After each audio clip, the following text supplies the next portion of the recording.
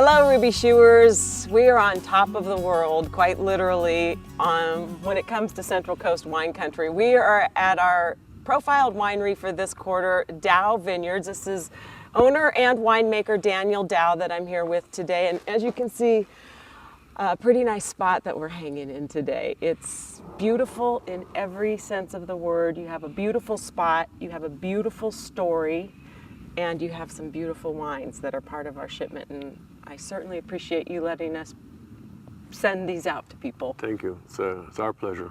So your story is you were born in Lebanon but raised in France. Correct.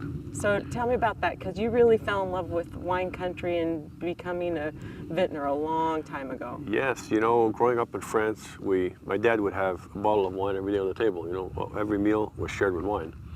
And from a very young age, I would trial wine and just develop an affinity to good wine, good food, and wanted to be a winemaker.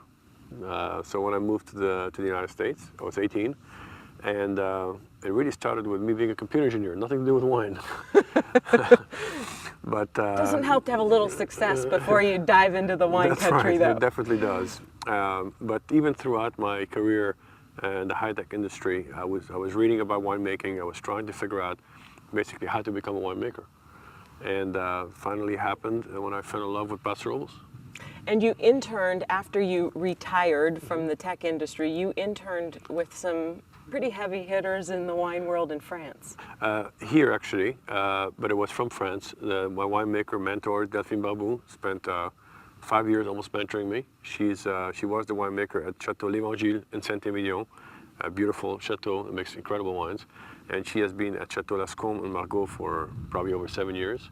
Also got a chance to work under an incredible winemaker from Napa, Scott McLeod, who was at Rubicon for, I think, for over 18 years. Truly a very talented individual. So I've had really the fortune to working under two great mentors. And of course, I've developed some of my own techniques and my own flair and how I like to make the wine. A winemaker always tries to reflect his or her personality into the wines that they make. So I had some mentors in the broadcasting business that used to tell me, if you're going to be a bear, be a grizzly.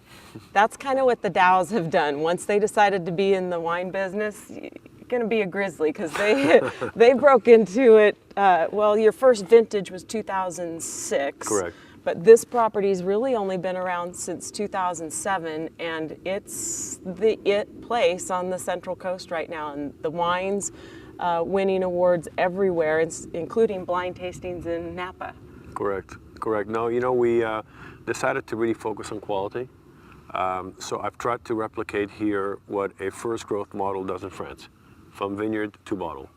So the way the vineyard is managed, the way I planted, the clones that I've selected in the vineyard, the way I go about managing the vineyard in terms of watering or not watering, in terms of yield, how much fruit I drop. I've tried to mimic what the French figured out for 300 years in terms of makes a great wine. And we're really near Fort Hunter Liggett, where there's a little military exercise going on today. So, yeah.